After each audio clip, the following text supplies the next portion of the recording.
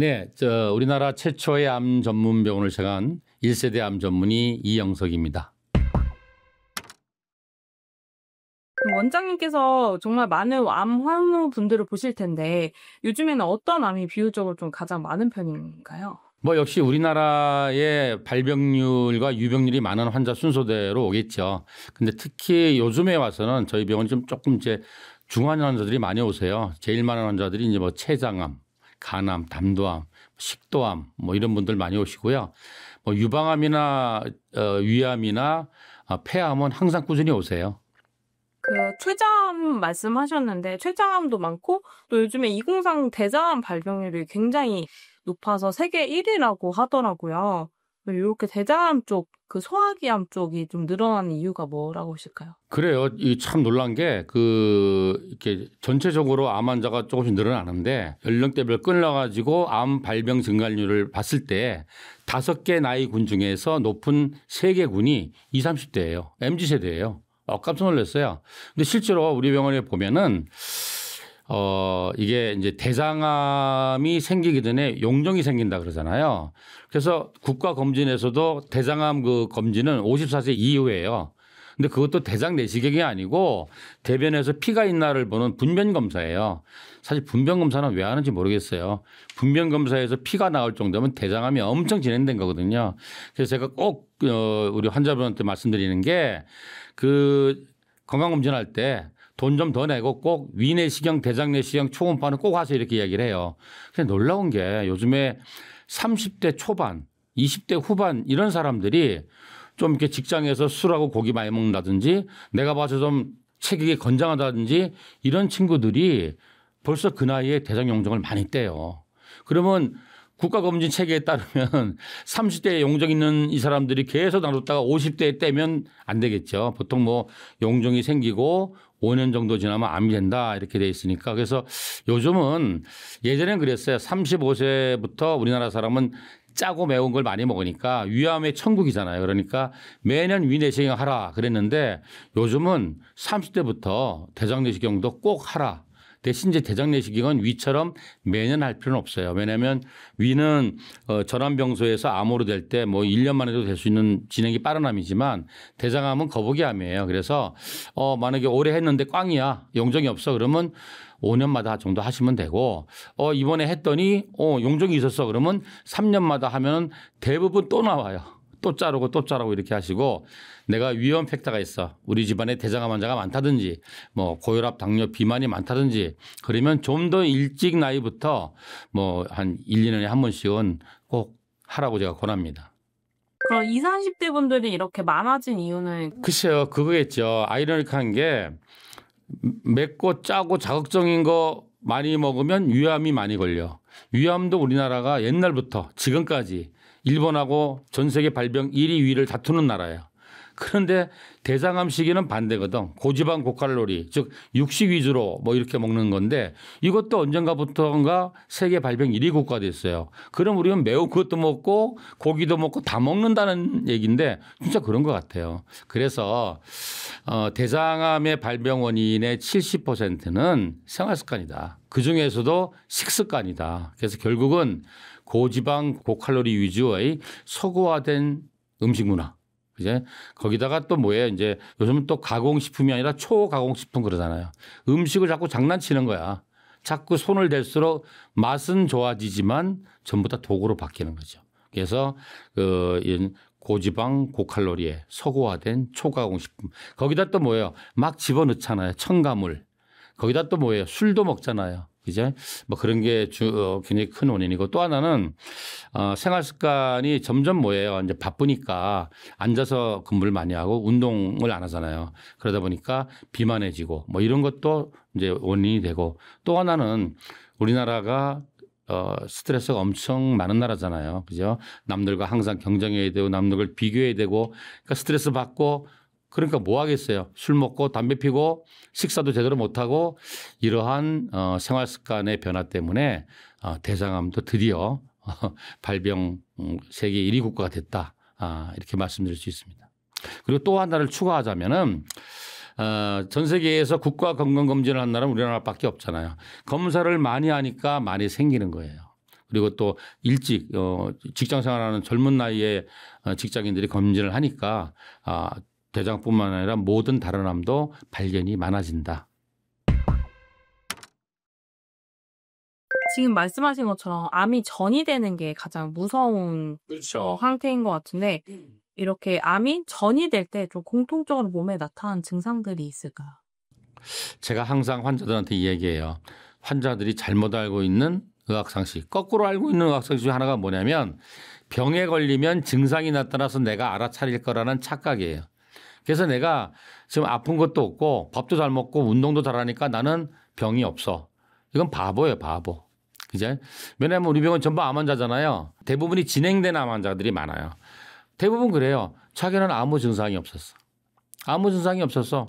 나는 병원에 간 적도 없어. 근데 우연히 건강검진하니까 자궁암이래. 무슨 폐암이래. 담배도 안 폈는데 이런 얘기를 해요. 그래서 내가 환자들한테 이런 얘기해요. 보세요. 그럼 이제 한번 암이 걸려서 수술하거나 항암한 사람은 항상 그게 걱정이에요. 안전하거나 걱정이에요. 야, 내가 이게 재발하면 어떡하지? 아니면 뭐 뼈나 폐나 뇌나 간에 전이가 뭐 어떡하지? 그런 사람 많은데 그래서 내가 그랬어요. 걱정하지 마세요. 그리고 이제 항상 그래요. 원장님 제가 사실은 말씀을 안 드렸는데 한 2주 전부터 머리가 아파요. 이게 뇌전이 갔는데 원장님 우리 가족한테 말하지 마세요. 그래서 제가 타이레놀 먹어요. 무슨 뇌전이야. 이거 뇌전이 아니에요? 뭐 허리가 아프면 뼈전이. 그냥 그랬지. 환자분이 처음 뭐 폐암 진단 받을 때 피 안 토했잖아요. 기침 안 했잖아요. 우연히 발견했잖아요.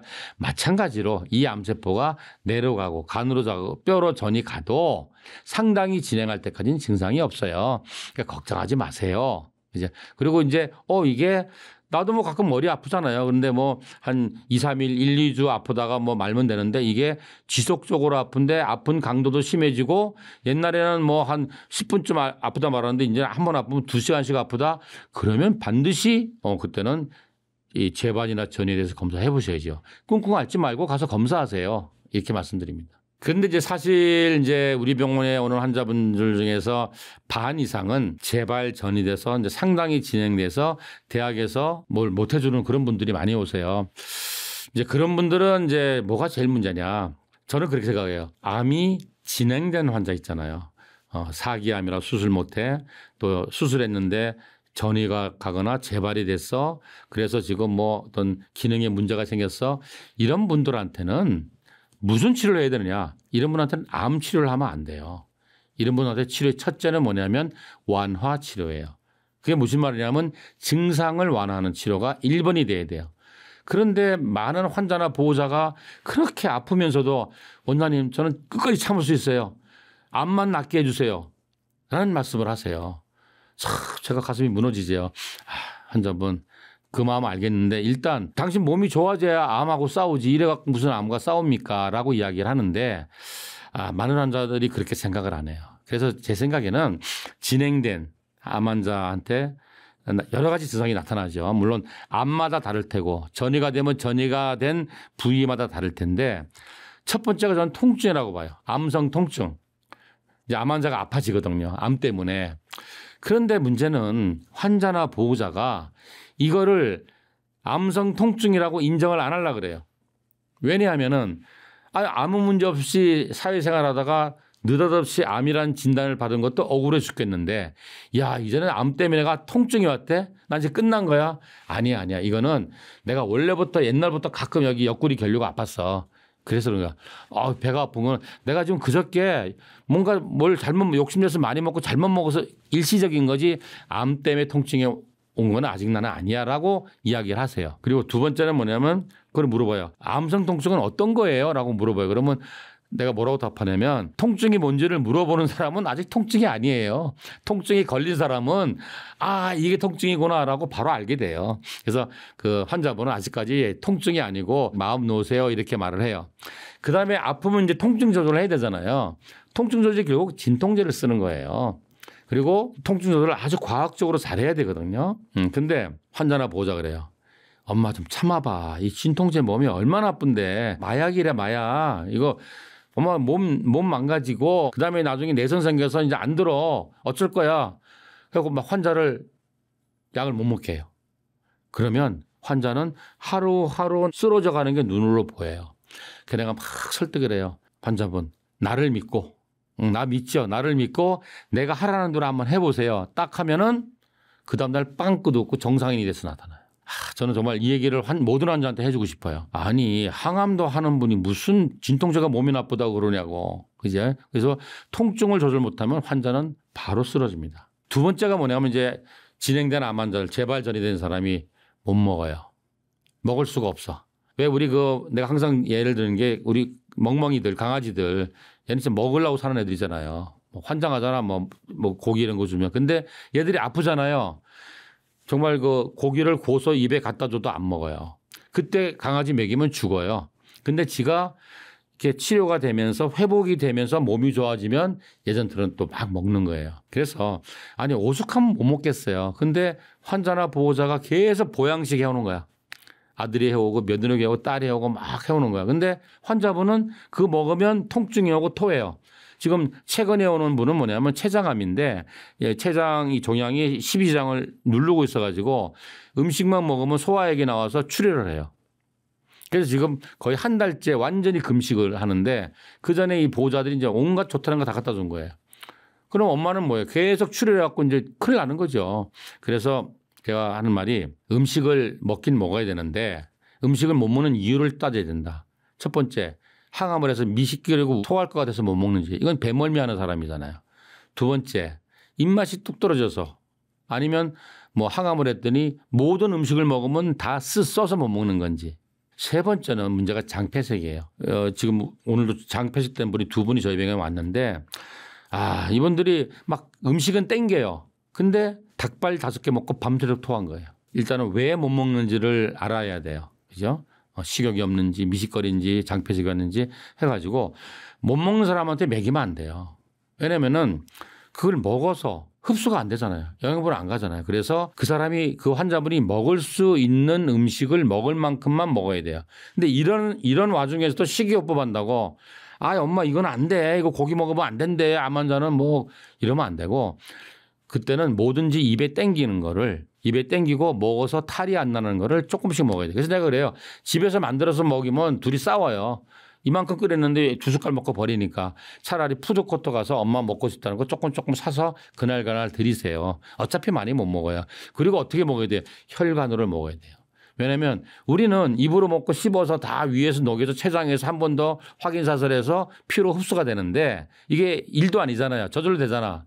근데 환자분들은 입에서부터 피까지 가는 게 너무너무 먼 길이에요. 그래서 다시 먹을 수 있을 때까지는 혈관으로 고기도 먹이고 혈관으로 밥도 먹이고 그죠? 모든 걸 혈관으로 먹여야 돼요. 그리고 기본적인 욕구 중에서 배변과 배뇨인데 이게 환자들은 굉장한 문제예요. 또 이제 예를 들어서 이제 대장암 환자들 막 한 1년 반 정도 재발해서 항암하면은 항문이 하는 분들이 많아요.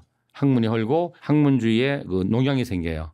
그런 분도 있고 또 우리 병원에 지금 얼마 전부터 온 분은 직장암인데 직장이 막혀서 그 직장에다가 스텐트를 넣어서 스프링 같은 걸 넣어서 통과를 시켜놨어요. 그러니까 이분들은 먹는 게 고통인 거예요. 먹어서 음식이 항문을 통과할 때가 이게 완전 자지러지는 고통인 거예요. 아예 뭐 먹는 걸 두려워하죠. 그래서 이런 배변 문제, 설사를 하는 문제 아니면 변비가 심한 문제, 또 소변을 못 보는 문제, 이런 문제, 또 잠을 못 자는 문제, 또 문제 중에 하나가 진짜 문제는 복수나 흉수. 그죠? 그러면 이제 복수 조절을 잘 해야 돼요. 또 흉수도 적당할 때 응급실 가서 빼셔야 되고 뭐 이러한 환자를 괴롭히는 그죠? 이러한 증상을 완화하는 치료가 굉장히 중요한데 여기에 대한 환자나 보호자의 인식은 굉장히 부족합니다. 갑상선암 환자도 젊은 분들한테 요즘 굉장히 많더라고요. 그래서 요거는 왜 이렇게 많아진 건지. 그래요. 갑상선암도 갑상선암 환자의 한 74% 정도가 40대 미만이에요. 그리고 갑상선암은 여자분이 훨씬 많아요. 그래서 이게 좀 문제인데 그나마 좀 다행인 건 뭐냐면 갑상선암은 해부병리학적으로 1기, 2기, 3기, 4기도 중요하지만 임상병기도 굉장히 중요해요. 그 임상병기가 뭐냐면 남자냐 여자냐 그다음에 나이가 중요한데 유방암하고는 반대예요. 유방암은 젊은 유방암이 위험인자예요. 그런데 갑상선암은 45세 정도를 기준으로 해서 그보다 젊으면 임상적으로는 다 일기라 그러는 거예요. 그만큼 예후가 좋다. 그건 다행인 점인데 그러면 갑상선 암에 밝혀진 리스크 팩터는 뭐냐면 방사선 피폭이에요. 이제 근데 그렇다면 예전에 비해서 우리나라가 지금 방사선 피폭이 많을까? 그건 좀 캐션 마크예요. 아직도 이제 논란의 소지가 있고 더 많이 연구를 해봐야 되는 건데 그렇다면 뭘까? 갑상선 암에 대한 검사를 엄청 많이 한다. 그것도 남자보다는 여자가 엄청 많이 한다. 왜냐하면 여자분들은 상당히 젊은 나이부터 유방암 검진하거든요. 뭐 건강검진할 때 하든지 아니면 뭐 여성병원에 가서 유방암 검사를 하는 분들이 많아요. 근데 유방암 검사할 때 초음파 여기 된 다음에 여기 돼요.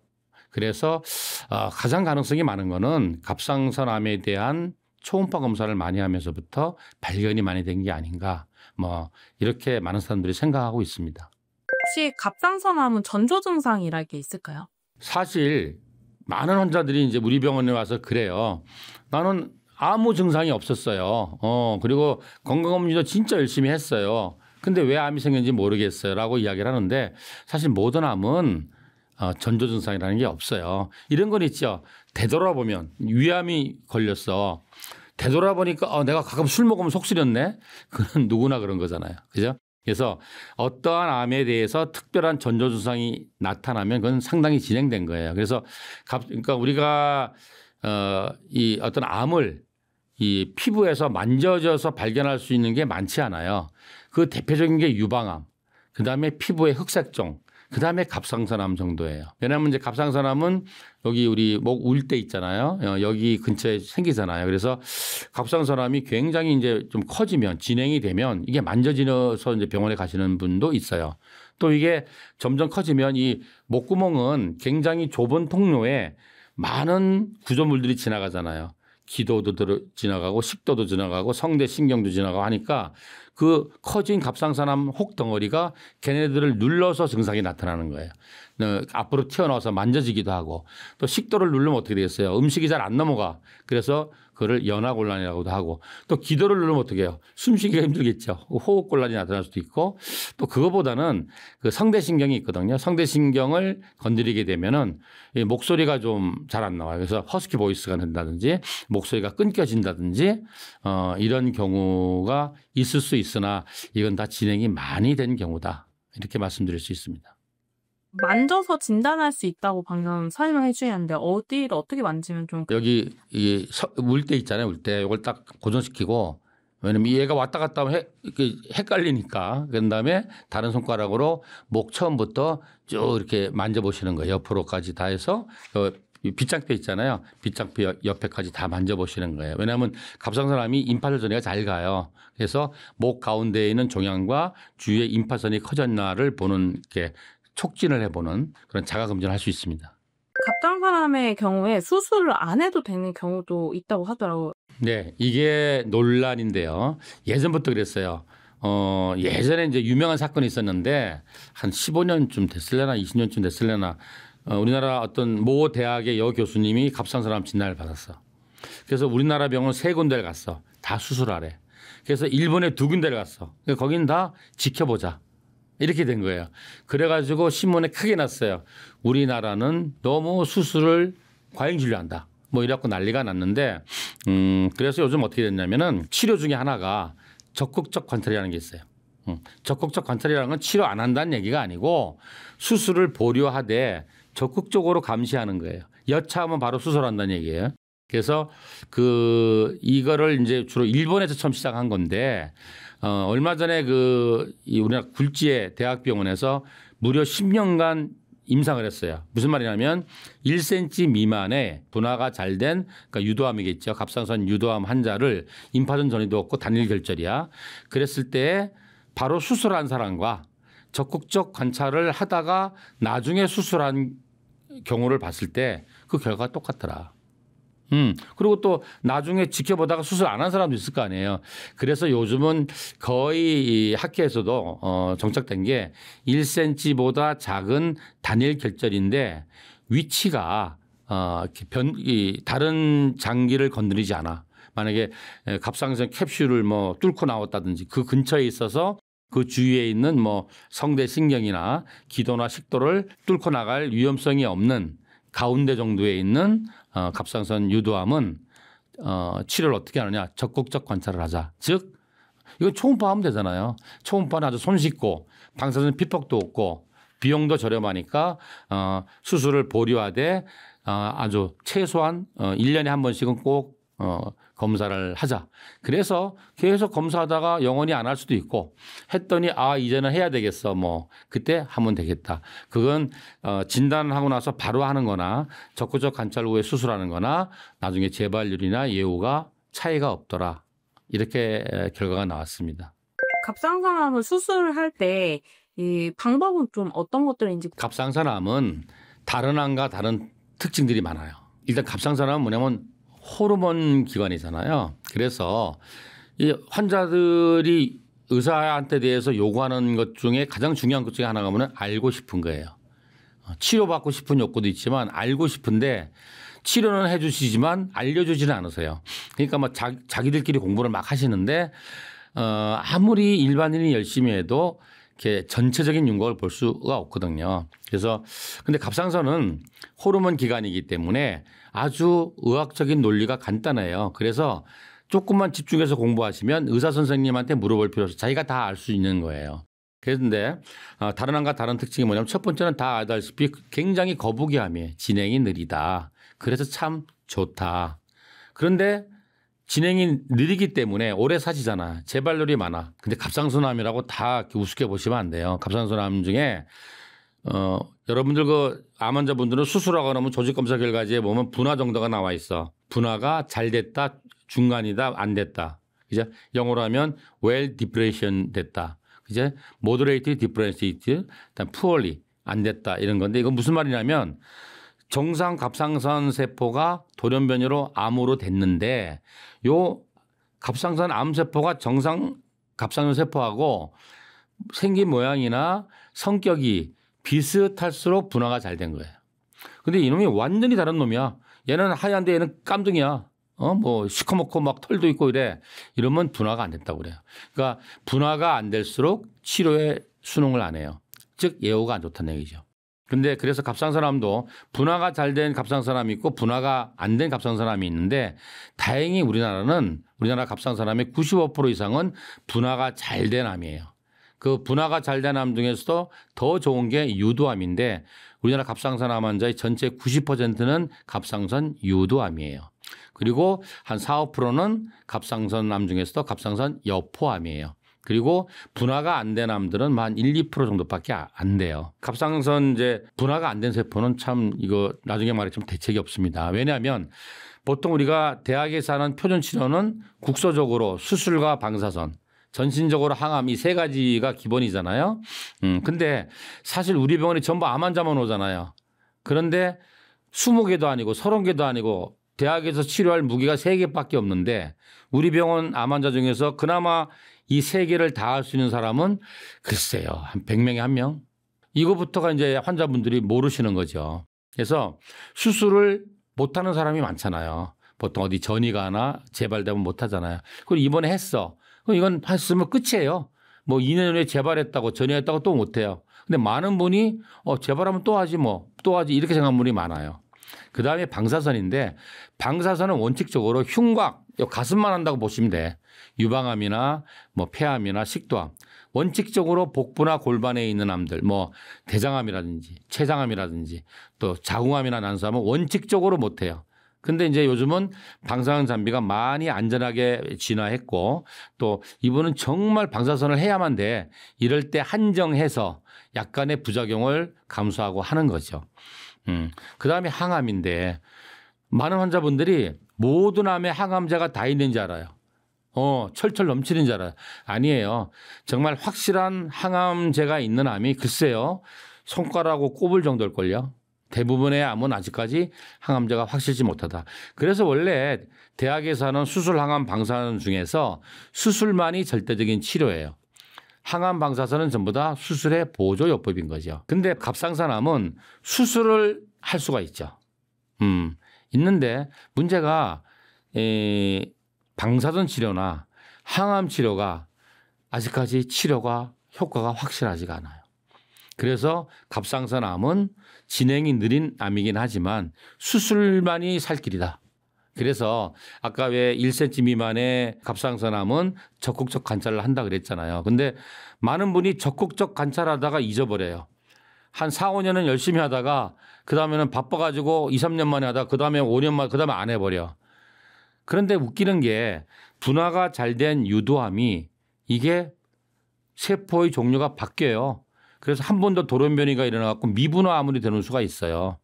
이러면 이거는 갑상선암의 미분화암은 평균 그 여명이 1년 정도도 안 된다고 돼 있어요. 그래서 요약하자면 갑상선암은 진행이 느린 거북이암이다. 그래서 수술만 하면 생존율이 뭐 요즘은 그 10년 생존율이 101%라 그러잖아요. 그 정도로 예후가 좋은데 수술을 못하는 경우가 됐다. 예를 들어서 미정비사 가다가 뼈에 전이 갔다. 뭐 어디 그 주위에 조직에 전이가 갔다. 그러면 이게 수술을 못하게 되면 그 다음에 항암 방사선이 확실치 않다는 얘기죠. 그래서 이제 갑상선암에서 하는 또 다른 치료가 뭐냐면 방사선 동위원소라는 걸 먹여요.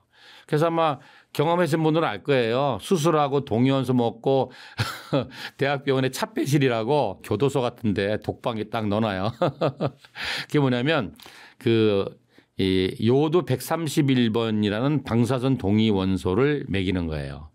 왜냐하면은 갑상선 세포가 하는 일이 뭐냐면 우리가 먹은 요오드 성분을 99.9%를 전부 다 갑상선이 빨아들여서 갑상선 호르몬을 만드는 일을 하는 거예요. 그러니까 99.9%가 다 갑상선 세포나 갑상선 암세포로 가겠죠. 그래서 갑상선 전절제술을 하고 동위원소를 먹이면 남아있는 왜 갑상선 전절제했다고 갑상선 세포가 싹 없어진다고 착각하시면 안 돼요. 스캔 찍으면 확 남아있어요. 수술로 다 제거하지 못한 정상 갑상선 세포나 갑상선 암세포로 이 요오드 131번이 들어가서 거기서 핵폭발해서 터트려 죽이는 거예요. 그래서 다른 암에서 하는 방사선 치료를 방사선 동위원소 먹는 거로 대체한다. 이런 얘기예요. 그래서 이제 갑상선 유도암은 임파절 전이를 굉장히 잘해요. 그래서 워낙 임파절 전이를 잘하기 때문에 수술 전에 CT, MRI 펫을 찍어서 갑상선 주위에 임파선의 전이가 안 간 것 같이 보여도 갑상선의 중앙부에 있는 임파선은 일단 다 떼가지고 검사를 합니다. 그러면 의외로 많은 분이 수술 전에는 전이가 안 간 것 같았는데 떼가지고 조직 검사하면 전이 가 있어요. 그래서 동위원소를 먹고 남아있는 거 폭발시키는 거지. 그런데 이제 측부에도 이 갑상선 목 옆에도 임파절이 있는데 수술을 이까지 하면 굉장히 큰 수술이에요. 그러면 이제 이까지 수술하게 되면 좀 후유증이 많기 때문에 축부는 수술 전에 임파절 전이의 증거가 있어야만 하는 거예요. 그래서 갑상선암은 좋은 암이지만 시기를 놓치면 안 된다. 그래서 적극적 관찰을 하시다가 수술합시다. 그러면 빨리 하셔야 돼요.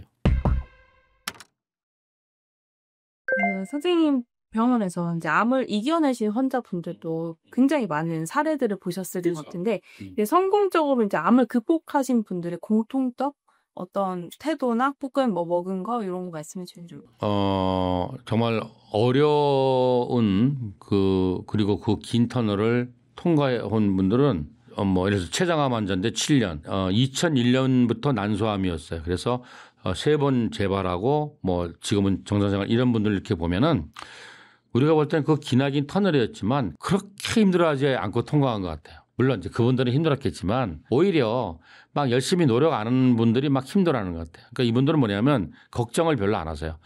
왜냐하면 걱정해서 내가 어떡할 거냐 이거야. 그죠? 그리고 노력만 하세요. 그리고 자기들이 뭘 하려고 안 하세요. 왜냐하면 전문가한테 맡겨요. 수술 항암 방사선 대학교 교수님한테 식이요법이나 완화 치료는 나 같은 이런 의사 선생님한테 믿고 맡기는 거예요. 근데 막 자기가 뭘 어떻게 보려고 공부를 해서 막 엑셀 파일로 정리해가지고 막 이렇게 하고 이 사람들은 그거 한다고 바빠서 진작 치료에 대한 노력을 못 해. 그리고 막 서칭을 해보는 거야. 했더니 이거 해서 결과 안 좋은 사람들이 많더라고. 또 이거 안 해. 또 이거 안 해. 그래서 제가 이런 얘기해요. 원래 떠들고 다니는 사람들은 다 결과 안 좋은 사람만 떠들고 다녀요. 예를 들어서 맹장 수술하고 복막염 걸려서 한 달 만에 태어난 사람 있잖아요. 그런 사람들이 막 맹장염 절대 수술하지 말라 그러는 거예요. 그럼 맹장염 수술 안 하면 어떻게 해요? 전부 다 복막염 걸리지. 근데 맹장염 수술한 사람 뭐 10만 명 중에 한 명이 복막염 걸린 거 아니겠어요? 라고 이렇게 말을 하죠. 그래서 걱정만 하지 말고 그리고 노력을 하시라. 그리고 긍정적인 마인드가 굉장히 중요하다. 그리고 치료하는 사람과 치료받는 사람 간의 신뢰. 그 신뢰는 정말 어떠한 약보다도 좋은 효과를 나타낸다고 저는 생각합니다. 예. 가장 좀 인상적이었던 그 완치 사례를 좀 말씀해 주실 수 있을까요? 정말 뭐 너무나 많은 기가 막힌 사연들이 있는데 좋은 사례를 말씀드리려고 그러니까 제가 거슴요법을 이제 2008년부터 했는데 본격적으로 거슴요법은 한 2008년부터 했을 거예요. 근데 그때는 뭐 완전 오리지널 외국식 거슴요법을 하다 보니까 우리나라 환자분들이 그거를 실천하기가 너무너무 힘들어요. 그래서 저희가 이제 대한제암거슴의학회라고 이거를 2015년 8월 달에 발족했는데 그게 왜 그러냐면 이제 우리나라에도 보면은 그 거슴요법에 대한 책들이 원어로도 있고 번역된 책도 한 4권 정도 있어요. 근데 이거를 보고 할 수가 없어요. 너무 어렵고 힘들어서 다 포기해요. 그래서 이거 정말 좋은 치료인데 이거를 21세기에 거슴 박사가 100년 전 사람이잖아요. 거슴 박사는 독일 사람이고 활동은 미국에서 했잖아요. 근데 우리는 동양 사람이잖아. 그래서 21세기에 우리 한국인이 할 수 있는 거슴요법을 프로토콜을 만들어 보자. 그래서 이제 학회를 만들어서 했는데 제일 처음 한 분이 뭐냐면은 2014년 4월 달에 오셨어. 이분이 이제 우리 학회에 와서 자기 간증도 하고 막 그러셨는데 그러니까 1년 전이니까 2013년에 담도암인데 운이 좋아서 수술을 하신 거예요. 담도암 뭐 수술 확률이 진짜 20, 30% 안 되거든요. 근데 담도암도 수술 확률이 얼마 안 되지만 또 수술한 분의 또 많은 부분이 1, 2년 안에 또 재반이나 전이하세요. 그래서 이분도 2013년에 수술하고 2014년 초에 폐로 전이가 간 거예요. 그래서 이제 대학병원에 가서 이제 어떻게 해야 되느냐, 그러니까 항암을 하자. 그래서 이분이 이 항암을 하면 뭐 어떻게 되느냐, 그러니까 이게 성공률이 높지 않다. 그래서 원하시면 내가 해드리겠다. 담도암은 지금도 그렇게 많이 합니다. 담도암은 췌장암만 해도 바로 그냥 수술 못하면 항암 합시다 쪽으로 많이 이야기하는데 담도암은 바로 항암 합시다 보다는 그냥 뭐 원하면 합시다 이렇게 이야기를 많이 해요. 그래서 이분이 그럼 항암 안 하기로 결심하고 뭐 나름대로 한의원도 다니고 막 이렇게 하셨는데 점점 체중이 빠지시는 거예요. 그래서 피 검사하니까 그 암 수치도 올라가고 그래서 2014년 4월 우리 병원 오셨어요. 그래서 내가 막 설명하면서 내 생각에는 우리 병원에 와서 치료만 하려고 그러지 마시고 집에서 당신이 열심히 하시면서 우리 병원에 오시라. 그렇게 할 수 있겠느냐. 그러면서 거슴요법을 소개했어요. 그래서 책을 한 권 주면서 집에 와서 읽어보시고 이거 정말 마음이 있으면 내가 도와드리겠다. 그래서 이분이 2014년 4월 30날부터 치료 시작했어요. 왜냐하면 이분이 그날부터 일지를 썼으니까. 그래서 그분이 막 일지 쓰면서 진짜 나도 거슴 책에서만 보던 그 환자분들이 겪는 그런 과정들 있잖아요. 뭐 거슴의 분노도 있고 막 그래요. 그걸 이 사람이 다 겪는 거예요. 근데 이번에 한 달, 2달 지나니까 몸무게가 다시 회복이 되면서 혈액 검사하니까 암 수치가 다시 떨어지기 시작하는 거예요. 근데 이분 정말 열심히 했어요. 근데 우리 학회가 2015년에 생겼잖아요. 그러니까 학회 생기기 1년 전이었기 때문에 결국 그분하고 나하고 책에 있는 프로토콜밖에 할 수가 없었어요. 그러니까 너무 힘들어가지고 식이요법을 하는데 도우미 아주머니를 2분을 고용했어. 한 분만 고용하니까 한 분이 나 힘들어서 못하겠다 그래갖고 한 분 더 해가지고 월수금 화목토 이렇게 나중에는 이제 우리 학회가 창립되면서 이제 도움이 없이 혼자 다 할 수 있는 프로토콜을 만들었는데 그래서 그분이 5, 6년간은 이제 우리 병원에 이제 오셨어요. 뭐 그래갖고 그때까지도 뭐 여자분인데 그때 60좀 넘으셨는데 우리 학회에 와서 자기가 후배 환자들을 위해서 간증도 하고 막 그러셨는데 그런 분도 있고 2019년에 갑자기 황달이 생겨서 대학병원 응급실 가니까 췌장암이다. 그래서 바로 이제 황달 스탠드 박으시고 근데 이제 이게 중요한 혈관에 너무 붙어 있어서 수술을 못 한다. 보통 이제 췌장암은 이제 그런 경우가 많아요. 항암을 먼저 하고 이제 수술을 기대하는데 대부분 결국 수술 못 하신 분이 훨씬 많아요. 근데 이분은 그때부터 이제 우리 병원 오신 거예요. 식이 없다고 정말 열심히 하셨어요. 그래서 그해 가을에 수술도 하셨어요. 그리고 수술하고 표준항암 치료 12번인가 하시고 이제 지금 한 5년째 항암 안 하고 잘 지내시죠. 근데 이분의 특징이 뭐냐면 걱정을 안 하세요. 그러니까 뭐 이렇게 처음에는 3개월마다 대학병원 가다가 6개월마다 가다 이제 1년 가다 이제 5년 끝나서 이제 대학에서는 졸업시켜 줬어요. 그러면 보통 사람들은 이제 막 검사하기 전부터 막 긴장하고 검사 결과 갖고 와서 자기가 막 사전 찾아봐갖고 막 번역해 놓은 거 갖고 와서 나한테 설명해 달라 그러는데 이분은 내가 검사 결과 설명하려고 그러면 원장님 저한테 설명하지 마세요. 저는 그 세브란스 병원 교수님하고 원장님만 믿고 갑니다. 내가 그거 알아서 뭐 어떡하겠어요. 그러시고 지금 벌써 7년째인가 6년째인가 지금도 일주일에 3번씩 꼬박꼬박 오세요. 자기는 그냥 이게 생활이래요. 일주일에 3번 와서 치료하고 또 자기 애들은 하던 일 하고 뭐 이렇게 생활하시는 분은 결과가 좋고 결과 안 좋은 분 결과 안 좋은 분 뭐랄까 막 자기 힘으로 뭘 해보려고 그래요.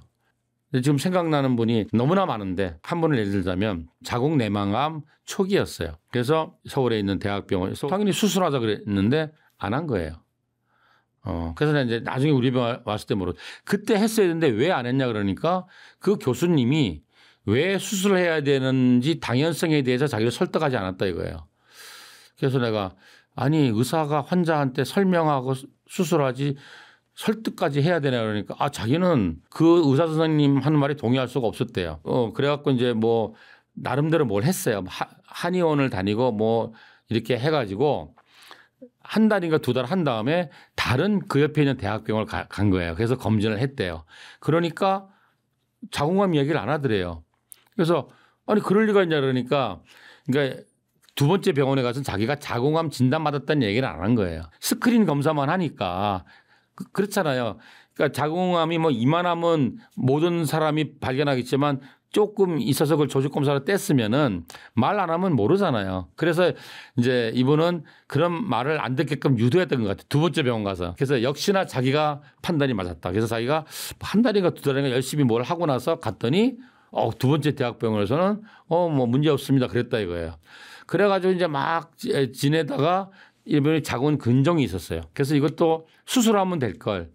뭐 하이프 나이프라고 막 수술 안 하고 초음파로 지지는 걸 또 하러 갔어요. 개인 병원에. 하다가 부작용이 없는 치료인데 드문데 이게 자궁이 천공된 거예요. 그래가지고 천공됐으니까 응급이 됐잖아요. 그래서 또 3번째 대학병원에 그 개인 병원에서 모시고 와서 수술을 하다가 보니까 자궁 내막암도 있어갖고 수술을 크게 해버린 거예요.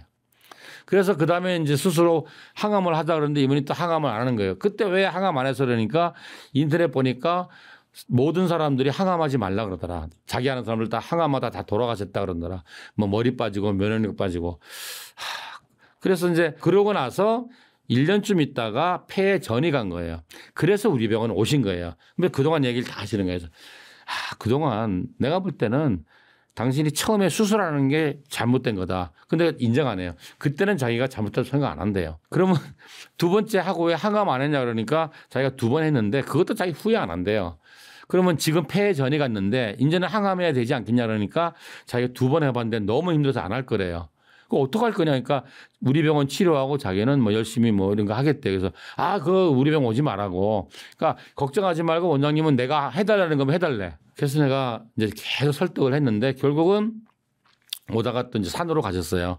그리고 또 한 1년쯤인가 6개월쯤 있다 왔는데 이제 막 여러 군데 전이 가신 거예요. 그래서 그 다음에도 한두 달 이제 완화 치료 하시다가 그 다음엔 이제 연락이 없는데 이해할 수 없는 분들 너무 많아요. 이런 분들이 제일 많은 게 사실 유방암 환자예요. 유방암 환자는 이런 말 해도 되나 몰라요. 내가 목은 잘라도 가슴은 못 자른다. 근데 기억에 남는 분이 벌써 한 10몇 년 전인데 그때 70이 넘으신 분이에요. 근데 이분이 캐나다의 교포이기도 하는데 뭐 하여튼 캐나다에서 반 생활하시고 서울에서 또 약국 가세요. 서울 왔다 갔다 하시는 분인데 그때 당시 내게 한 70된 된 여자분이었는데 유방암을 수술을 몇 년을 안 한 거예요. 왜 안 하셨어요? 그러니까 자기가 그 수영장 가면은 이 모든 사람들이 자기 가슴을 굉장히 예쁘다고 그런대요. 그래서 자기는 절대로 이거 수술 못 한대요. 그래서 나중에 뭐 전이 가서 고생하시고 이런 모습을 봤는데 특히 그 유방암 환자들이 수술 항암 방사선 안 하려고 하는 분이 굉장히 많습니다. 또 하나 안타까운 거는 요즘 이렇게 우리나라 국가검진해갖고 진짜 건강검진 많이 하잖아요. 근데 작년에 이제 누나하고 남동생이 둘이 온 거예요. 그래서 이야기를 하는데 3남매예요.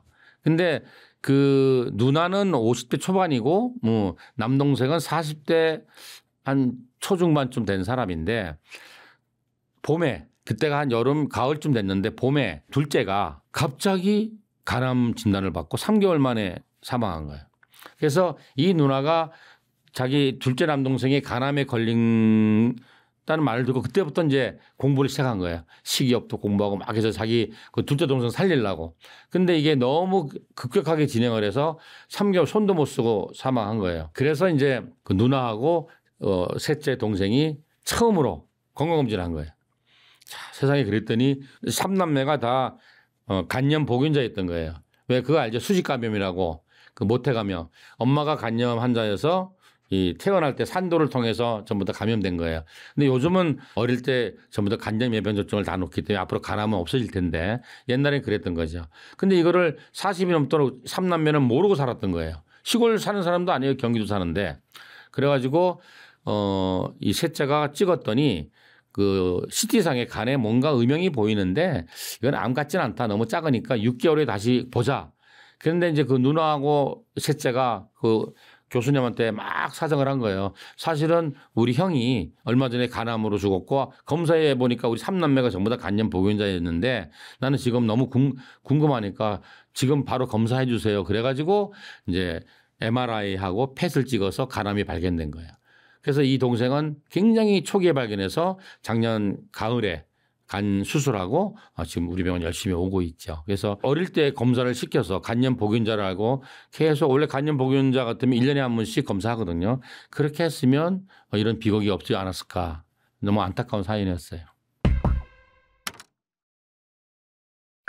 최근에 올리브 오일에 대한 관심이 많아지더라고요. 올리브 오일을 뭐 아침에 한 스푼 먹으면 굉장히 몸에 좋다 이런 얘기가 있는데 이런 올리브 오일처럼 건강에 좋은 뭐 기름류 이런 게 또 있을까요? 근데 사실 우리가 식이요법에서 고체 형태를 지방이라 그러고 그 지방이 액체로 바뀌면 기름, 오일이라 그러잖아요. 어떤 식이요법에서도 그 지방과 오일을 먹으라고 권하는 식이요법은 없어요.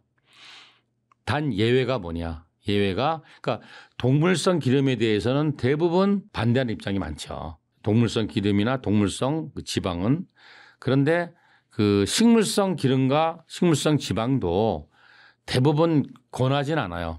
그러나 권하는 게 있다면 아마씨유 그리고 들기름 그리고 올리브유 뭐 이런 것들 이런 그 식물의 씨앗에서 짠 오일을 권하는데 저는 이제 거슴요법을 공부해서 환자들한테 치료하는 사람인데 나는 공부하면서 이 거슴박사 천재인가? 100년 전에 이 아마씨유가 좋다고 어떻게 알았을까?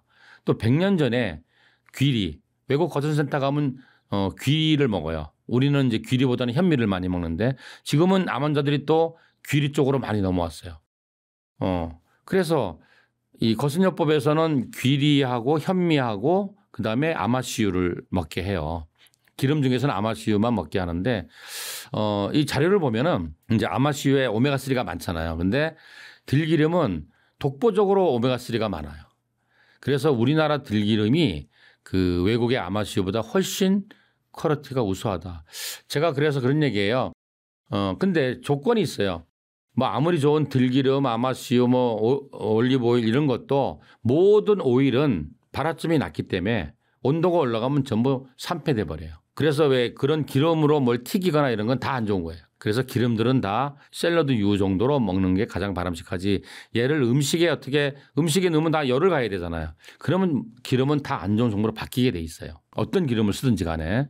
그런데 들기름이 사실은 이제 올리브유나 아마씨유보다 더 좋은 성분이 많이 있어요. 근데 조건이 뭐냐면 우리나라는 들기름, 참기름을 만들 때 볶아서 만들잖아요. 외국은 콜드 컴프레스예요. 그러니까 열을 가하지 않고 압착을 시켜서 기름을 짜는데 우리는 참기름 들기름 다 볶아가지고 기름을 짠단 말이에요. 그래서 그냥 시장에서 파는 들기름 드시면 안 되고 반드시 요즘 많이 나왔어요. 우리나라 건강식품이나 식이요법은 위에서부터 내려온 게 아니고 밑에서부터 올라온 거예요. 무슨 말이냐면 의사나 뭐 이런 분들이 뭐 식품이나 식품을 개발하고 식이요법을 만든 게 아니라 환자분들이 스스로 막 공부해서 우리 좀 가르쳐줘 이래가지고 전문가 집단인 의사들이 이거를 이론을 만들어 나가는 그런 좀 특이한 형태인데 냉압착된 들기름 있어요. 또 거기다가 더 말씀드리고 싶으면 이게 왜 들기름 이렇게 병이 있어 그러면 뚜껑 따면 산소 들어가잖아. 그럼 산패되는 거예요. 그래서 뭐냐면 일회용으로 패키징 된 거 있어요. 좀 비싸지. 그래서 딱 따면 다 넣고 한 번만 먹으면 돼.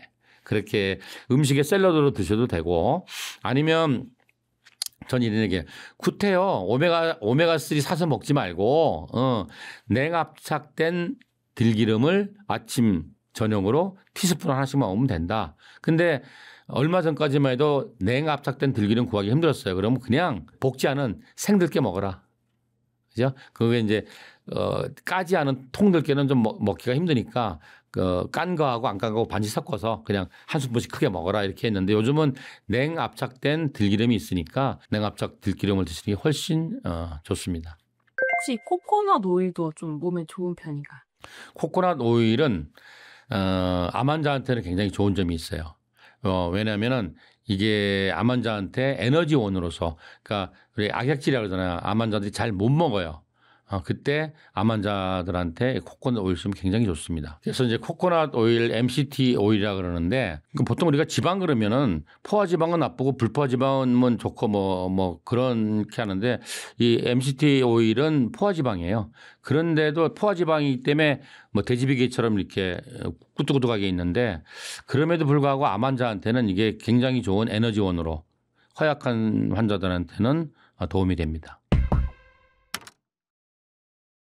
탄수화물이 공공의 적처럼 이제 혈당을 높인다고 해서 굉장히 다들 경계하시는데 모든 탄수화물이 나쁜 것도 아니고 또 한국인은 특히 밥을 먹어줘야 되는데 이 탄수화물 어떤 식으로 섭취를 하는 게 좋은지 조언해 주시면 좋을 것 같아요.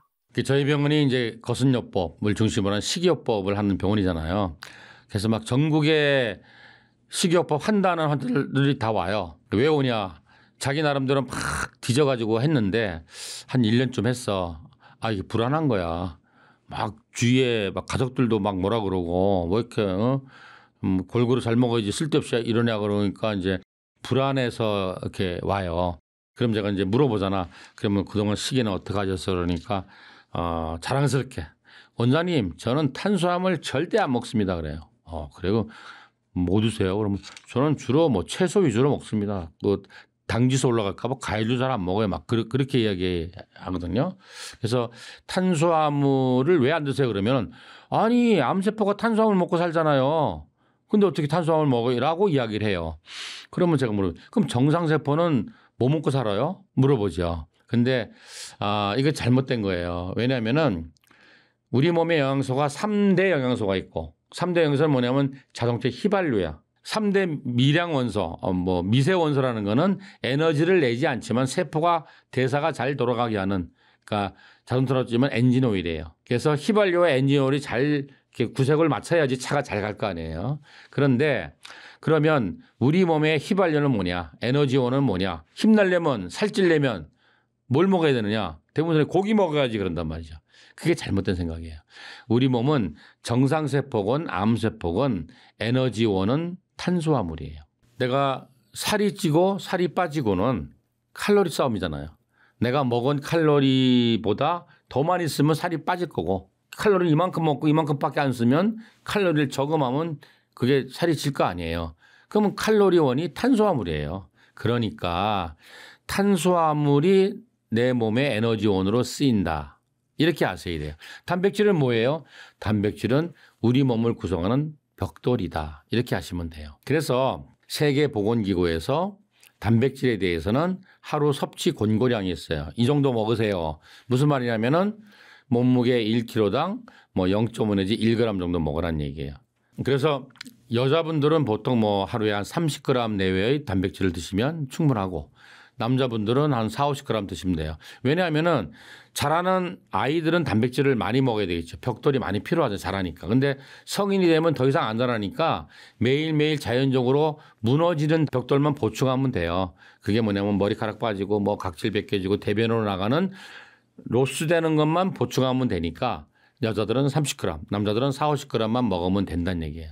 그러나 60세 이상의 노인이 되면 또 어린애처럼 되는 거예요.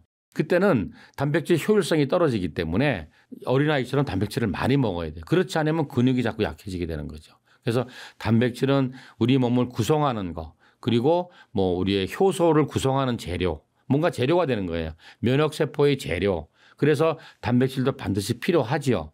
그러나 힘을 내고 에너지를 내고 살을 찌게 하고 이렇게 하는 거는 탄수화물이라는 얘기죠. 그래서 나오는 말이 착한 탄수화물과 나쁜 탄수화물이라는 말이 나오는 거예요. 그치? 무슨 말이냐면은 예를 들어서 이게 이제 패시티에 나오는 원리라고 제가 설명을 하는데 그 패시티 찍어보신 분들은 알 거예요. 찍기 전에 요만한 이제 링거를 이렇게 맞아요. 그 링거가 뭐냐면 탄수화물이 쪼개진 마지막 대사산물인 포도당액이에요. 근데 그 포도당 분자에 핵을 발라놨지. 그래서 이렇게 정병주사를 딱 놓으면은 20초 만에 온몸으로 싹 번질 거 아니에요. 그러면 세포들한테 휘발유가 들어왔잖아. 밥이 들어왔잖아. 그러니까 서로 뺏어 먹으려고 그러잖아요. 근데 뭐예요? 얼마 안 되잖아요. 이만큼 되니까 힘센 놈이 다 뺏어 먹는 거예요. 그 힘센 놈이 뭐예요? 암세포나 만성염증세포라는 얘기죠. 그래서 뭐 여기에 암이 있다 그러면은 여기 주사 맞으면 여기로 다 들어가는 거야. 그죠? 그래서 포도당에서 핵을 발라놨으니까 감마선이 반짝반짝 나오잖아. 그걸 감마 카메라로 탁 찍은 게 펫이에요. 그럼 뭐예요? 야, 여기에 뭔가 수상한 놈이 있구나. 근데 이 수상한 놈이 암인지 만성염증인지 이게 치아에 문제가 있는 건지 잇몸에 문제가 있는 건지 그죠? 뭐 여기 상악동인지 피부인지 모르잖아요. 그래서 그거를 입체적으로 알아야 되니까 펫 스캔을 할 때 CT 영상을 합성을 하는 거예요. 그러면 3차원 영상으로 아 이거는 만성 치주염이구나. 아 이거는 상악동 암이구나 이렇게 알게 되는 거죠. 그런 것처럼 그러니까 우리 음식에 당지수라는 거 잘 아시잖아요. 그게 뭐냐면 모든 탄수화물은 우리가 탄수화물을 먹어. 뭐 채소를 먹고 뭐 현미를 먹고 무슨 뭐 총각김치를 먹고 김밥을 먹으면 김밥이 혈관으로 들어가서 세포로 못 가잖아요. 뭐냐면 다 우리가 분리수거를 해야 돼. 입에서부터 위 췌장에서 다 소장까지 분리수거를 해서 모든 탄수화물은 다 포도당이라는 분자로 쪼개져야지만 포도당만 피로 가서 세포로 들어가는 거죠. 그런데 포도당 100g 링거를 맞으면 혈당이 100이 올라가요. 그죠? 이걸 100이라고 기준했을 때 시금치 100g을 먹으면 혈당이 얼마 올라가지? 그죠? 또 호밀빵 100g을 먹으면 얼마 올라가지? 뭐 당근 100g을 먹으면 얼마 올라가지? 그게 당 지수예요. 그래서 아까 보시면 포도당이 당 지수가 제일 높잖아요. 100이잖아요. 100g 먹으면 100이 올라가잖아. 그러니까 뭐예요? 다 암으로만 가잖아. 그건 나쁜 놈이야. 그죠? 그래서 이걸 우리가 혈당 피크라 그래요. 탄수화물을 먹었더니 순식간에 피 속에 포도당 농도, 혈당이 피크로 올라간다. 그러면 이 올라간 것들은 일단 암세포로 다 간다. 그래서 암세포를 배 터지게 먹인 다음에 그 남은 걸 정상세포로 간다. 이건 나쁜 탄수화물이다. 그래서 정상인도 그렇고 암 환자도 그렇고 나쁜 탄수화물 먹으면 안 되겠죠. 근데 어차피 탄수화물 안 먹으면 정상세포도 죽어요. 굶어서. 그러니까 좋은 탄수화물을 먹자. 좋은 탄수화물은 뭐냐면 혈당이 먹으면 서서히 올라가서 서서히 내려가는 거예요.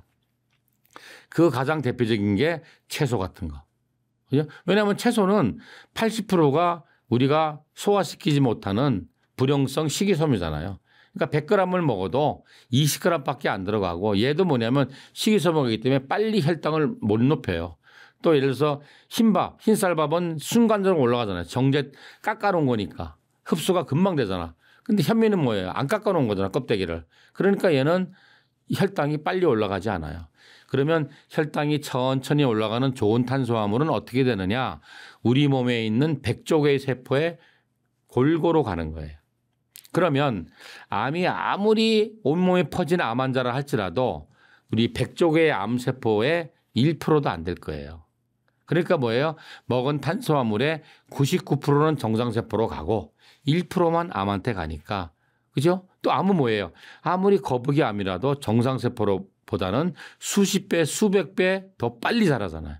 그러니까 빨리 자라는데 밥은 1%밖에 안 주니까 굶겨 죽이는 거지. 그래서 암을 굶겨 죽이는 방법은 좋은 탄수화물을 먹자. 이 얘기를 들으면 그럼 채식을 해야겠다 이렇게 생각하시는 분도 많을 것 같은데 그럼 아예 육식과 고기를 안 먹는 채식이 항암에 더 좋은 건가요? 그래서 우리가 그 식이요법은 목표가 있어야 돼요. 내가 살을 빼기 위해서, 당뇨를 낮추기 위해서, 그죠? 심장을 튼튼하기 위해서, 근육을 강화하기 위해서, 아니면 암과 싸우기 위해서 여기에 따라 식이요법은 처방이 달라야 되겠죠. 식이요법이라는 건 어떻게 보면 극단적인 편식인 거예요. 어떤 목적 때문에. 그렇기 때문에 식이요법을 모든 사람한테 똑같이 10년간 똑같이 이거는 큰일 나는 일이에요. 그러니까 아무나 먹는 게 훨씬 나아요. 근데 만약에 이제 암을 예를 들어 볼게요. 암의 입장에서는 그 생화학적으로는 암과 싸울 수 있는 다양한 비타민, 미네랄, 그죠? 이런 파이토 케미칼들이 뭐예요? 항산화 작용하고 해독 작용을 하고, 그죠? 항암 작용을 하잖아요. 그것들이 육식보다는 채식이 훨씬 많잖아요. 그래서 채식 위주로 이제 식사를 해야 되는데 문제는 뭐냐면은 원래 하나님이 우리 인간을 지을 때는 채식을 이만큼 많이 하고 육식을 조금 하는 잡식 동물로 만들어 놨어요. 근데 어떤 목적에 의해서 육식을 안 하고 채식만 하기로 결정을 했다 그러면 몇 가지 전제 조건이 있어요. 동물성 음식은 완전 식품이에요. 무슨 말이냐? 칼로리와 영양소가 충분히 들어있어요. 그래서 1년 내내 돈가스만 먹어. 옛날에 어떤 영화 보면 군만두만 먹는 사람도 있었잖아요. 1년 내내 같은 동물성 음식만 먹어도 큰 문제가 없어요. 대신 뭐야? 우리 몸은 썩어가겠죠. 그런데 식물성 식재료들은 완전 식품이 아니에요. 칼로리가 낮고 그리고 영양소가 골고루 들어있지 않아요. 그러니까 예를 들어서 당근에 있는 게 고구마에 없고 고구마에 있는 게 시금치에 있고 시금치 없는 게 현미에 있고 뭐 이런 거예요. 그래서 뭐 예를 들어서 1년 내 시금치만 먹는다. 이 사람은 영양실조에 반드시 빠져요. 그죠? 그래서 채식 위주로 할 때는 아주 골고루 먹어야 돼요. 그러면 절대 영양소 결핍이 안 생겨요. 두 번째는 채식은 80%가 불용성 식이섬유이기 때문에 그냥 버리는 거예요. 그래서 에너지 효율이 낮아요. 즉 칼로리가 낮아요. 그래서 양으로 승부 걸어야 돼요. 그래야지만 칼로리도 맞출 수 있고 우리가 원하는 각종 영양소도 맞출 수가 있어요. 그리고 또 기간이 필요해요. 식이요법은. 그래서 만약에 암 환자를 내가 처방한다고 봅시다. 이분은 어떠한 이유에 의해서 뭐 자기가 싫든 대학에서 약이 없든 뭐 예를 들어서 뭐 그 신장암 환자라든지 뭐 절설암 환자 같은 수술하고 나서 항암 안 하잖아요. 뭐 항암제가 없으니까. 그런 분은 내가 몸무게에 따라서 하루에 채식만 한다. 채식으로 나가 끝을 보겠다 그러면은 하루에 4kg에서 8kg까지 처방을 해줍니다. 그러면 4kg면은 펼쳐놓으면 요 테이블 넘칠걸요? 이걸 먹게 하는 거예요. 그죠? 그래서 이거 소도 아니고 어떻게 먹어? 그렇죠? 그러니까 문제는 뭐냐면 이게 다 80%는 뻥인 거야. 그래서 레시피를 만드는 게 중요하죠. 이 4kg, 8kg를 다 먹으려면 그걸 처방하는 거죠. 그런데 아이고 나는 너무 힘들어. 만드는 것도 힘들고 재료 사기도 힘들고 먹기도 힘들어. 라든지 아니면 나 지금 항암을 해서 하루에 뭐 밥을 반 그릇도 못 먹어. 이렇다든지 이런 사람은 채식을 먹을 수 있는 만큼 먹고 부족한 부분을 반드시 동물성 음식으로 채워야 되겠죠. 하지만 동물성 음식을 먹더라도 제한이 있는 거죠. 그러니까 왜 우리가 좋아하는 거는 소고기, 돼지고기 이런 걸 우리나라 사람 좋아하지 않아요. 그죠? 근데 세계 암학회에서 붉은 고기는 2군 A 발암 물질을 규정했어요. 근데 또 이 붉은 고기를 가공하면 더 맛있잖아. 햄, 베이컨, 소세지. 이건 1군 발암 물질이에요. 그런 건 뭐 안 되겠죠. 그래서 채식으로 칼로리와 영양소와 양을 채울 수 있는 사람 같으면 채식으로 갑니다. 한번 해보세요. 그 절에 있는 스님들 거의 채식만 하잖아요. 그죠? 그분들 중에서 얼굴 치치가고 막 이런 힘없는 분은 없어요. 한번 보세요. 막 번들번들 하세요. 막 다 대부분 풍천이 좋으시고. 그럼 그래 나한테. 스님들 몰래 다 고기 먹잖아. 그 몰래 얼마나 먹겠어요. 그죠? 거의 채식 위주로 하시잖아요. 그래서 잘못 알고 있는 거예요. 그래서 채식 위주로 식이요법 하려면 이런 조건을 지키셔야 되는데 많은 분들이 집에서 혼자 어떻게 하느냐. 고기는 나쁘대. 동물들 다 빼. 채식만 먹어. 그죠? 그리고 과일은 좋대. 그래갖고 채식 위주로 먹는데 양을 옛날에 잡식할 때만큼만 먹어요. 그러니까 이제 그건 결국 뭐냐면 채식 위주의 소식이 돼버리는 거예요.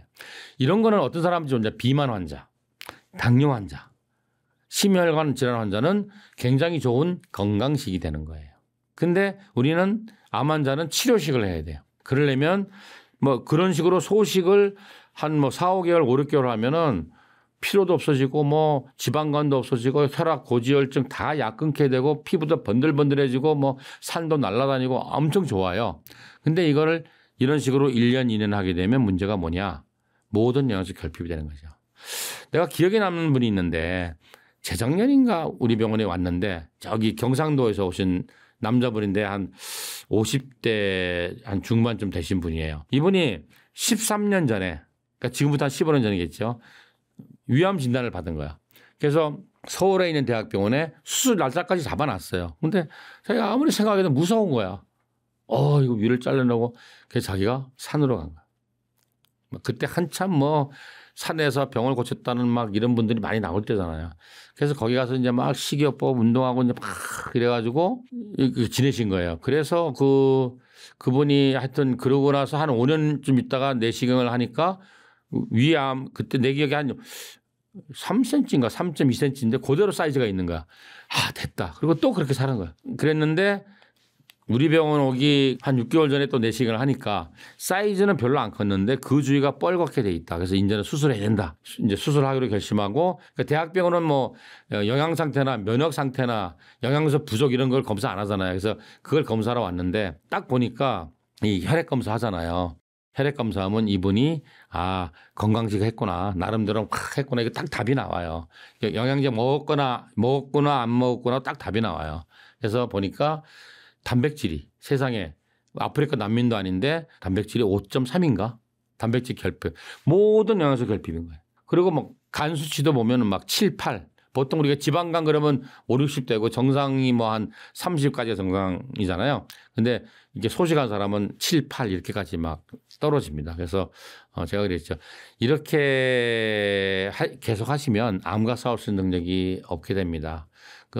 이런 분들 정말 많아요. 그래서 이런 극단적인 식이요법은 계속 검사를 해가면서 확인하면서 하셔야 돼요.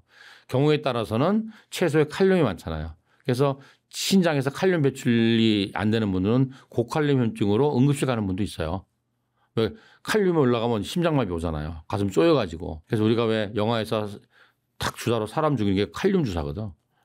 그런 분도 있고. 근데 뭐 이렇게 채식을 해갖고 간 수치가 올라가는 분은 많지는 않아요. 아주 드물어요. 그러나 이제 칼륨이 올라간다든지 영양소 임밸런스라든지 결핍이 온다든지 면역이 떨어진다든지 이런 건 반드시 체크하셔야 됩니다. 그렇게 고생하시면서 실컷 했더니 말이야 면역이 떨어져갖고 암 재발했다 이러면 얼마나 억울해요. 식물성 단백질 중에 이제 콩이 가장 좋은 음식으로 꼽히는데 콩을 많이 먹으면 뭐 유방암을 유발할 수 있다 이런 얘기가 있더라고요. 그래서 말이에요. 그러니까 저는 이렇게 생각해요. 내가 이제 식이요법을 한 사람이지만 원장님 제가 전립선암인데요. 거두절미하고 전립선에 뭐 먹어야 돼요? 딱 3개만 이렇게 주세요. 그럼 내가 뭐 쪽집게입니까? 그런다고. 그러니까 식이요법이라는 거는 뭘 먹으면 암에 걸리고 뭘 먹으면 암을 낳는다는 거는 그건 미신 같은 거예요. 그는 사람을 막 몰고 다는 사이비들이야. 음식이 약이 아니기 때문에 내가 얘기했잖아요. 대부분 뭐 암에 좋은 뭐 심장에 좋은 당뇨에 좋은 게 다 채식이잖아. 근데 1년 내내 그것만 먹으면 안 된다니까. 채소는 불완전 식품이기 때문에 1년 내내 그거 먹으면 반드시 영양소 결핍으로 쓰러져요.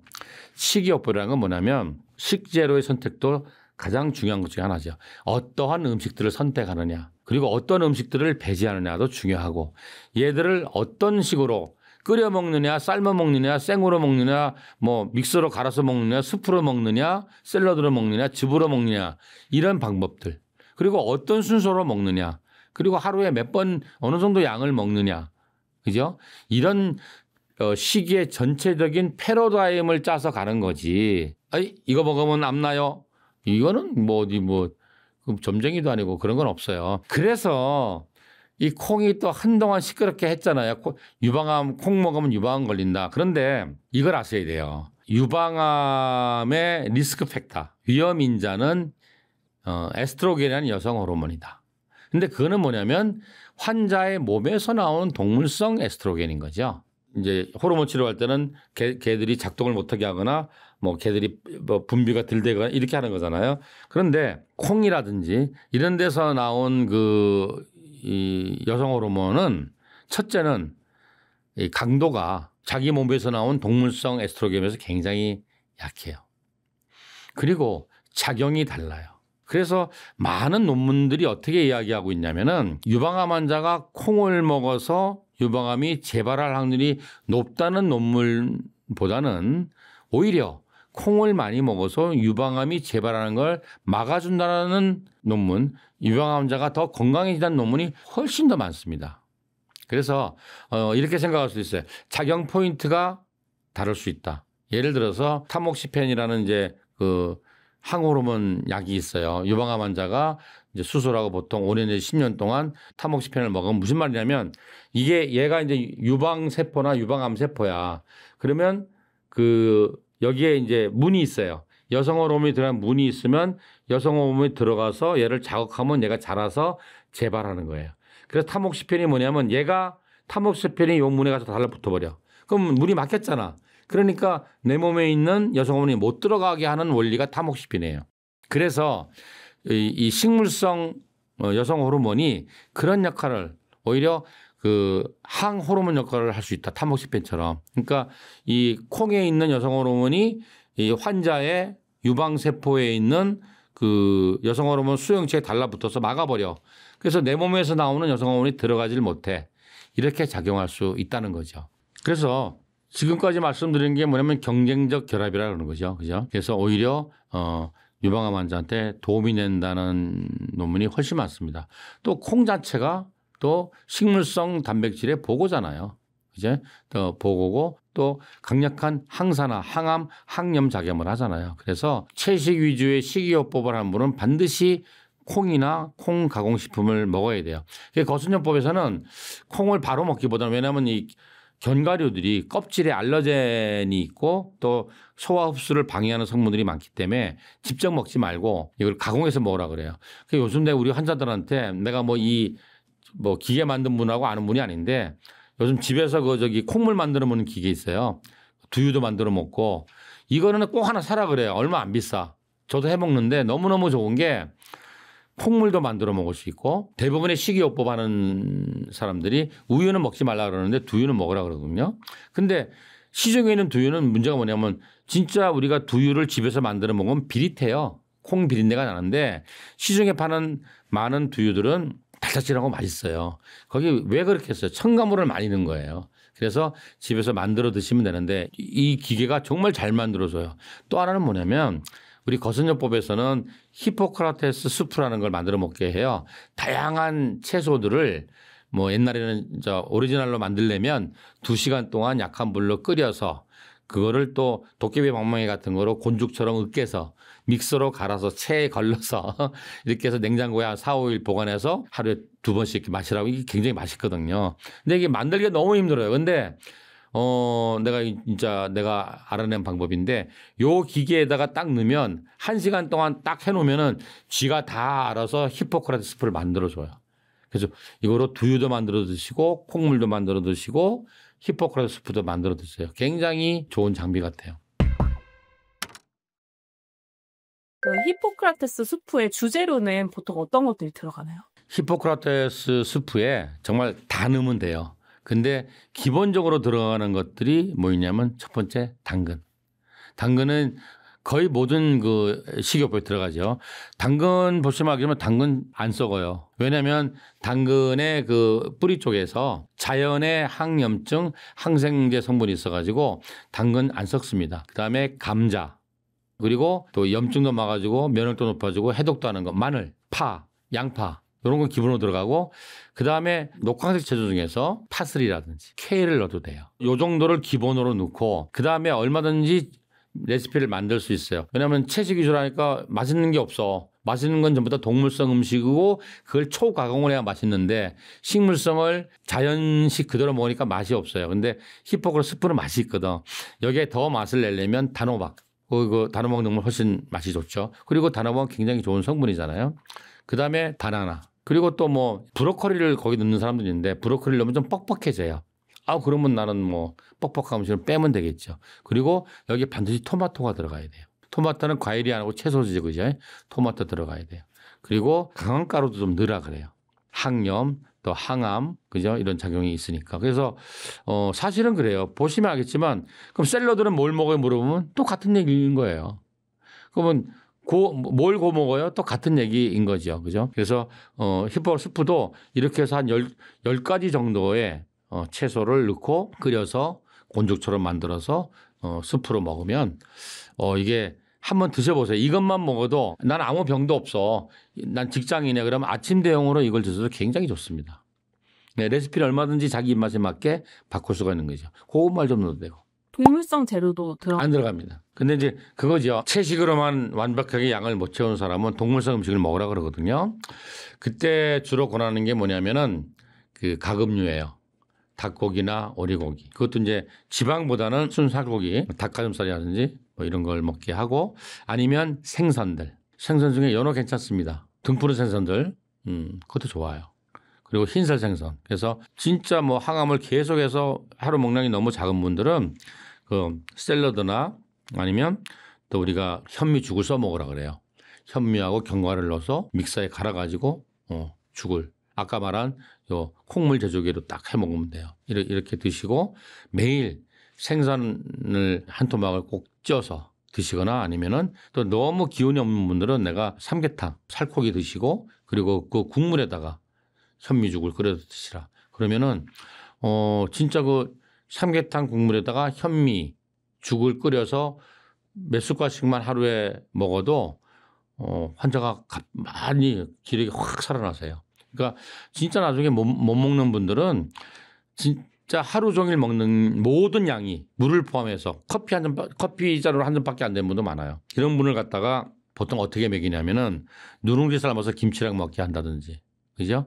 이거는 아무 의미가 없는 거예요. 배만 부르지 포만감이지. 그래서 내가 진짜 먹을 거 한 잔밖에 하루 종일 못 먹는다. 그러면 이걸 어떻게 과학적으로 입맛도 살리면서 그 엑기스를 먹게 하겠느냐. 그게 나는 이 히포크라테 스프를 갖다가 그죠? 정말 좋은 것들 넣어서 이렇게 먹고 그리고 또 이런 분들은 채식만 하면 안 되니까 또 고기를 구워서 먹고 이렇게 다 토하니까 이런 분들은 제일 좋은 게 그 백숙이나 삼계탕에다 끓여서 이런 분들 고기 먹기는 좀 뻑뻑해서 잘 못 씹으세요. 토할 수도 있고 그럼 거기다가 현미를 넣어가지고 그걸 죽을 끓여서 그죠? 미음이나 죽같이 이렇게 해서 드시게 하면은 그것만 이 히포크라테 스프하고 이 현미 백숙 죽만 드셔도 기력이 나십니다.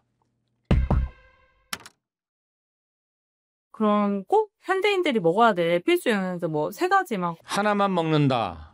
그러면 유산균. 왜냐하면 요즘 모든 건강의 출발이 장이라 그러잖아요. 그리고 실제로 암 환자한테는 면역이 중요한데 면역력의 80%를 갖다가 장에서 만들잖아. 장이 건강해야지 뇌도 건강하고 피부도 좋아지고 간도 건강해지고 면역력도 높아지잖아요. 우리 장 속에는 우리 몸 세포의 10배의 다른 세포들이 살아요. 장내 미생물들 세포. 유전자로 따지자면 우리 몸은 어떻게 보면 내 몸이 내게 아니야. 내 몸 전체에 있는 유전자는 내게 1이라 그러면 다른 생물은 360개예요. 그러니까 360배의 다른 유전자와 내가 같이 살고 있다. 그러니까 얘들하고 얼마나 잘 지내야 되겠느냐. 그죠? 그러기 위해서는 유산균을 꼭 먹어야 된다. 그래야지만 좋은 유산균들이 늘어난다. 그래서 우리가 원래 유익균과 유해균이 8대2 정도가 제일 아이디어하다 그러잖아요. 유익균만 100% 있으면 안 돼요. 그죠? 우리나라도 적군이 있어야지 군인이 강성해지지. 적군이 없어. 그럼 군인들이 훈련하겠어요? 마찬가지예요. 그래서 유익균과 유해균이 8대2 정도가 돼야 되는데 그러면 보세요. 우리가 유산균을 프로바이오틱스 그러잖아. 그럼 얘도 먹고 살아야 되잖아. 유산균이 먹고 사는 먹이가 프리바이오틱스야. 그러면 내 뱃속에서 내 프로바이오틱스 유산균이 내가 먹는 음식이 유산균의 음식이 되잖아요. 프리바이오틱스를 먹고 대사를 해서 효소를 만들어내. 이게 포스트바이오틱스잖아요. 그러면 내가 거지 같은 걸 먹으면 거지 같은 유산균이 막 자라는 거야. 내가 깨끗한 음식을 먹으면 깨끗한 유산균이 나오는 거예요. 그래서 음식도 깨끗한 걸 먹어야 되지만 좋은 유산균도 바로 먹어주면 내 장 속에는 좋은 유산균들이 많이 번식하겠죠. 암과 싸울 수 있는. 그래서 유산균이 1번. 두 번째 또 먹어라 그러면 비타민 C. 왜냐하면 다른 동물들은 스스로 만들지만 우리 인간은 못 만들어요. 그래서 필수 영양소예요. 반드시 외부에서 보충해야 되는데 뭐 일반인도 그렇지만 비타민 C는 좀 고농도. 지금 WH에서 하루 비타민C 권장량이 40에서 100mg 정도인데 이건 말도 안 되는 거예요. 그죠? 보통 우리 요즘 약국 가도 뭐 보통 비타 1000 그럼 1000mg 먹잖아.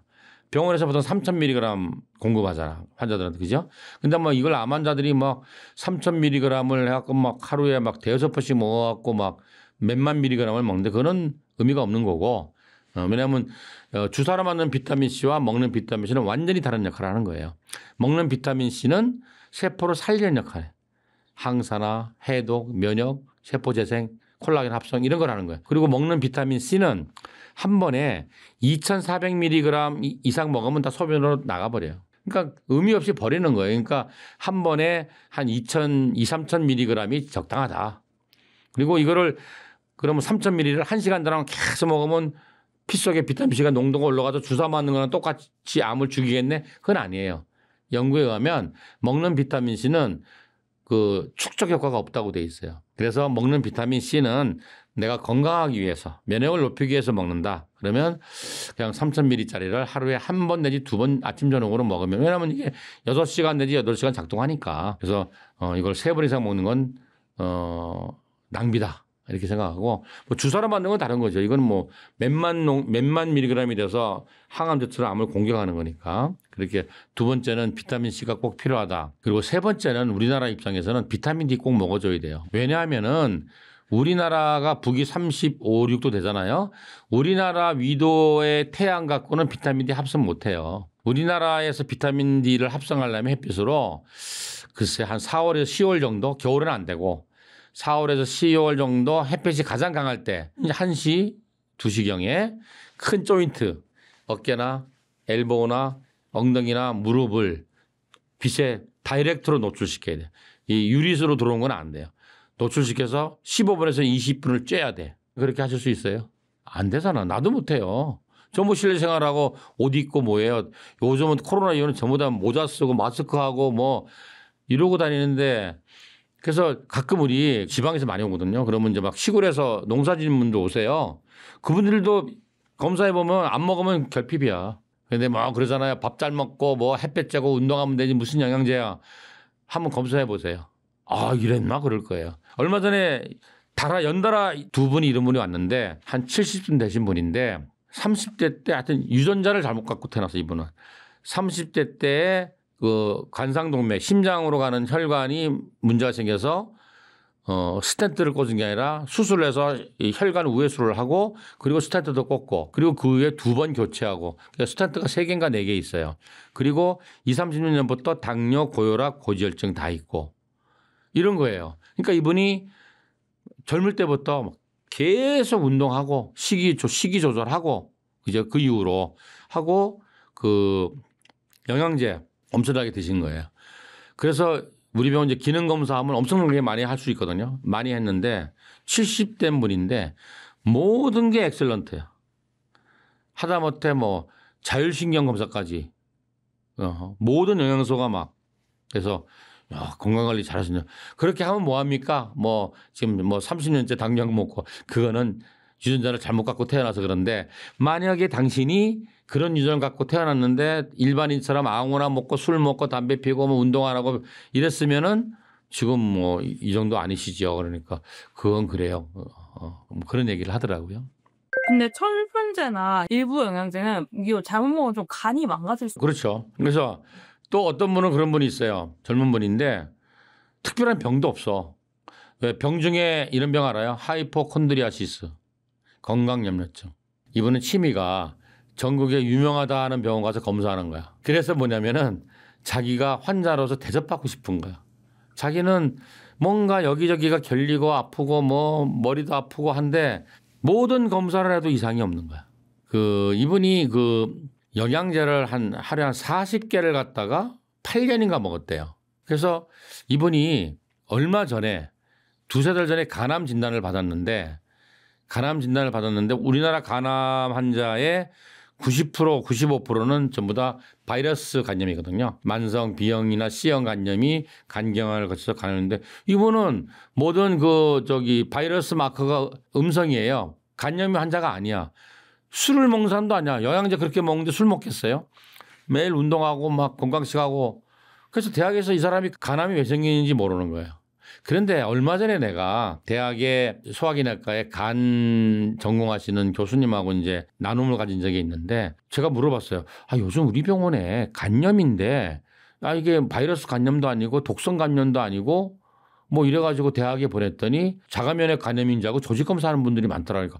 진짜 그렇대요. 그래서 특히 코로나 이후에 보통 간염 그러면은 바이러스성 간염이나 아니면 갑자기 뭐 한약 같은 거 잘 먹으면 독성 간염이나 뭐 이런 건데 그런 거 없이 간염이 오는 사람이 많아서 자기도 가끔 이제 자가면역 질환 간염인지 검사하는데 그것도 안 나온대요. 그래서 그냥 간장약 주고 이러면 그냥 시간 지나고 쉬고 그러면 떨어진대요. 그러면서 이게 뭔지를 모르겠대. 그러면서 혹시나 코로나 관계 있나 그러는데 그거는 뭐 아직까지 증명 안 됐는데 그래서 이분은 하루에 영양제를 30-40개씩을 8년을 먹었더니 문제가 안 되겠어요. 그래서 사실은 영양제도 한번 보세요. 비타민 C도 인터넷에 보면 예를 들자면 한 포에 1원짜리부터 100원짜리가 있어요.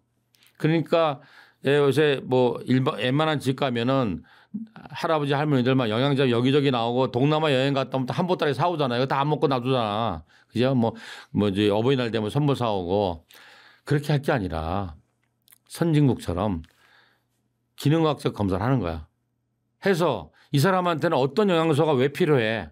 소변 유기산 검사를 하고 있어요. 그게 뭐냐면은 소변을 검사하는 거야. 그러니까 우리가 음식을 먹고 세포로 가서 대사를 해서 에너지를 내잖아. 그러면 대사라는 게 그거잖아. A가 B로 되고 B가 C로 되고 C가 D로 되고 뺑뺑뺑뺑 돌잖아요. 그러면서 에너지가 나오는 거잖아요. 그때 이렇게 돌릴 때 일로 가게 하는 조효소 그게 다 비타민 미네랄이잖아. 그래서 비타민 C하고 아연이 일로 가게 하고 일로 못 가게 하는 건 구리가 못 가게 하고 이렇게 되잖아요. 그러면 소변 검사했더니 세 번째 게 엄청 많이 나와. 그리고 두 번째 거는 거의 안 나와. 그게 뭐냐면은 얘가 이까지는 가는데 그 다음 단계로 안 넘어간다는 얘기지. 대사가 못 도는 거야. 그러면은 그 다음 단계를 넘어가게 하는 영양소가 이게 만약에 셀레늄이었다 그러면 셀레늄하고 만약에 비타민 B12이다 그러면 셀레늄하고 비타민 B12을 먹이거나 주사를 놔주면 이리 돌아가겠지. 그런 원리를 들자면 그래서 이제는 영양제도 그냥 인터넷에서 보고 그냥 제일 싼 거 그냥 선물하지 말고 그래서 정확하게 기능학적인 검사를 해서 내가 어떤 영양제를 왜 얼마만큼 용량을 먹어야 되겠다. 이게 거순요법이에요. 거순요법이 식이도 처방하고 영양제도 그 사람한테 맞게끔 처방을 하고 이렇게 하는 거예요. 거순 박사가 뭐라 그랬냐. 질병이라는 것은 매일매일 사소한 잘못이 축적된 거다. 한 방에 뭘 잘못한 게 아니다. 그랬어요. 거꾸로 말하면 질병을 치료하려면 매일매일 우리가 사소하게 생각하는 것들을 치료해 나가면 된다. 그게 가장 중요한 게 식이요법. 그러면 식이요법으로 영양소를 공급하는데 그게 너무 양이 자꾸 시간이 걸리니까 그걸 농축해내는 게 영양제다. 그러면 암 환자 같은 경우는 그것도 시간이 부족하다. 그걸 농축에는 주사를 맞자. 이게 제가 하고 있는 거순요법이라고 말씀드릴 수 있습니다. 감사합니다.